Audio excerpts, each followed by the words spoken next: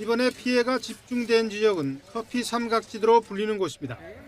마니살레스가 주도인 칼다스주, 페레이라가 주도인 리사랄다주, 아르메니아가 주도인 킨디오주, 이 세 개 주를 커피 삼각지대라고 합니다. 이 지역은 두꺼운 화산재와 퇴적층 지반으로 이루어져 있는데 이 토양 덕분에 커피가 잘 자랍니다. 하지만 부드러운 토양이 지진파를 흡수하지 못하고 증폭시켜서 피해를 키우는 것으로 분석됩니다. 이번에 특히 피해가 컸던 페레이라는 진앙에서 직선으로 60km밖에 안 떨어져 있습니다. 1999년 1월 25일에도 커피 삼각지대에서 규모 6.2의 지진이 발생했습니다. 아르메니아와 페레이라 등에서 수천 명이 숨지거나 다쳤고 20만 명 넘는 이재민이 나왔습니다. 아르메니아시 건물 60에서 70%가 파괴되는 등 20억 달러, 당시 GDP의 2% 정도의 재산 피해를 냈습니다. 이번 지진 피해 지역과 양상 등이 그때와 비슷해 이번에도 많은 희생자가 나올 것으로 우려됩니다. 6월 말에는 베네수엘라에서 연이어 발생한 규모 7.2와 7.5의 강진으로 6천 명 넘게 숨졌습니다. 베네수엘라와는 지진 단층이 달라서 일단 이번 지진과는 직접적인 연관성은 없어 보입니다. 콜롬비아가 속한 단층은 나스카판으로 불의 고리로 불리는 환태평양 조산대입니다.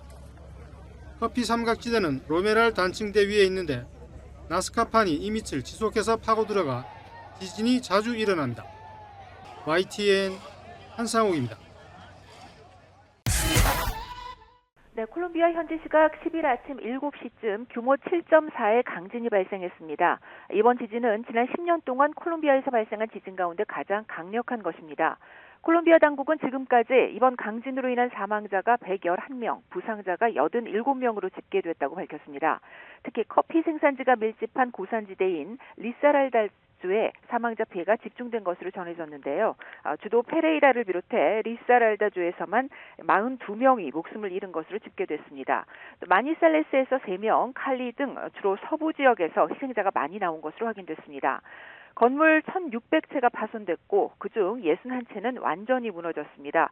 서부 여러 도시에서 건물이 무너지는 피해가 발생했고 건물 잔해에 갇힌 사람들이 많아 희생자는 더 늘어날 가능성이 커 보입니다. 현장에서는 구조가 진행되고 있지만 규모 5.0 등 여진이 이어지고 있어 작업이 쉽지 않은 상황입니다. 페레이라와 아르메니아, 카르타고 등 서부 지역 6개 공항도 파손돼 운영이 중단됐습니다. 콜롬비아에서는 지난 7일 새 정부가 출범했는데요. 불과 사흘 전 취임한 콜롬비아 에스프리에아 대통령은 비상사태를 선포하고 긴급 대응에 나섰습니다. 이번 강진은 진동이 국경을 접한 에콰도르와 파나마까지 전해질 정도로 강력했습니다. 미 지질조사국에 따르면 이번 지진의 규모는 7.4입니다. 진앙은 콜롬비아 수도 보고타에서 서쪽으로 약 400km 떨어진 초코주의 산호세델 팔마르입니다. 진원 깊이는 107km로 보고됐습니다. 지금까지 국제부에서 YTN 박영진입니다. 이번엔 콜롬비아 강진 전문가 연결해서 내용을 좀 짚어보겠습니다. 정태웅 세종대 지구자원시스템공학과 명예교수가 전화로 연결돼 있습니다. 교수님 안녕하십니까? 네, 안녕하십니까? 네, 이번 콜롬비아 강진 규모 7.4인데 이 정도면 어느 정도 규모일까요? 지난번 베네수엘라 지진급인데 그 차이는 지난번 베네수엘라 지진은 10km의 얕은 지진이고 이번 지진은 깊이가 110km가 됩니다. 100km나 더 깊은데요. 네. 이러면은 깊이가 그렇게 깊으면은 100km면 에너지로 치면 그거의 제곱이니까 10,000분의 1 수준입니다. 상당히 약한 에너지인데, 그러니까 규모 6 정도의 지진인데 피해가 크네요. 지금 특히 사망자가 많이 발생했습니다. 100명이 넘게 이 사망자가 발생했는데 피해가 이렇게 커진 이유는 좀 뭐라고 보십니까? 그러니까 규모 6급의 지진인데도 그렇게 피해자가 났다는 것은 그 내진 구조의 문제로밖에 생각할 수밖에 없는데요. 네. 일본 같으면은 그 규모 6 정도면은 그렇게 피해가 안 나는데 아무래도 그 콜롬비아 지역의 내진 구조의 문제로밖에 더 조사를 해봐야 되겠습니다만은 그렇게 판단이 됩니다. 예, 이 강진에 대비한 내진 설계 같은 것이 부족하지 않았을까 이런 추측이 가능하다 이런 얘기를 해주셨는데 지난 6월 달에 베네수엘라 강진 피해가 있었기 때문에 혹시 이번 지진도 연관이 있나 이런 생각하실 분들 많을 것 같거든요. 어떻게 보십니까? 이번 지진은 그 전형적인 불레고리 태평양판이 충돌해가지고 그러니까 나즈카판이라고 그게 침몰해가면서 일어난 지진인데요. 지난번 베네수엘라 지진은 카리브판이라고 전혀 다른 판이 내륙 지역의 판이 부딪혀서 난 지진은 좀 연관성이 낮은데 아무래도 뭐 인근에서 지진이 큰 지진이 나면은 좀 촉발된 그런 영향도 있을 거라는 생각도 듭니다. 네, 그러니까 지진의 원인이 이제 전혀 다르기 때문에 뭐 연관이 바로 있다 이렇게 얘기하기는 좀 어렵다는 분석이신데요. 또 이런 의문점도 좀 있습니다. 이번에 이제 사망자가 집중된 곳들이 이제 커피 생산지다 보니까 지대 자체의 영향도 좀 있는 게 아니냐 이런 분석도 있거든요. 그렇죠. 그 제일 지진의 그 피해라는 거는 집안의 영향이 큽니다. 그러니까 네. 집안의 액상화로 해서 큰 건물이 무너지고 그러는데 이거는 좀 더 조사를 좀 해봐야 될 문제입니다. 예. 네. 지난달에 이제 일본의 구마모토 현에서도 규모 7.1의 강진이 발생을 했습니다. 다시 한번 언급하자면 이번에 콜롬비아 지진은 7.4의 규모고요. 자, 전 세계적으로 이렇게 지진 발생 빈도가 좀 잦아진 이유가 있을까요?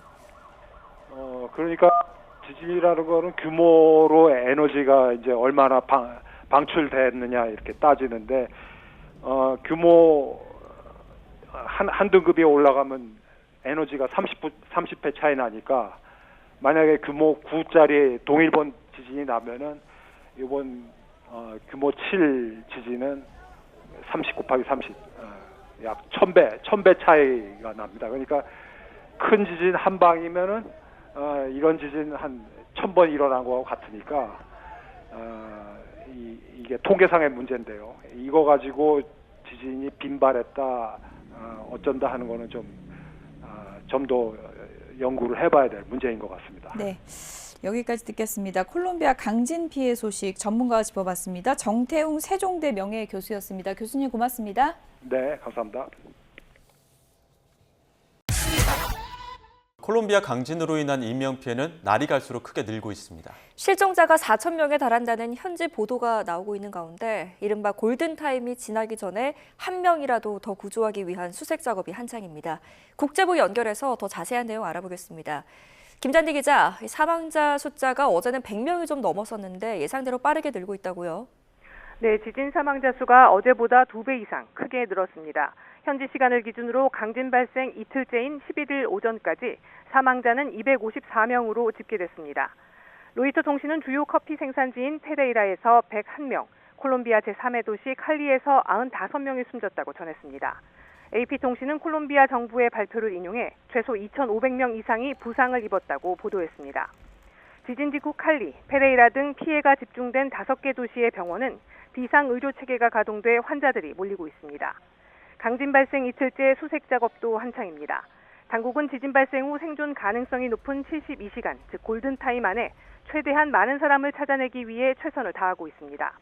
로이터는 강진 발생 이후 11일 오전까지 거의 100차례의 여진이 발생해 구조 작업에 상당히 애를 먹고 있다고 전했습니다.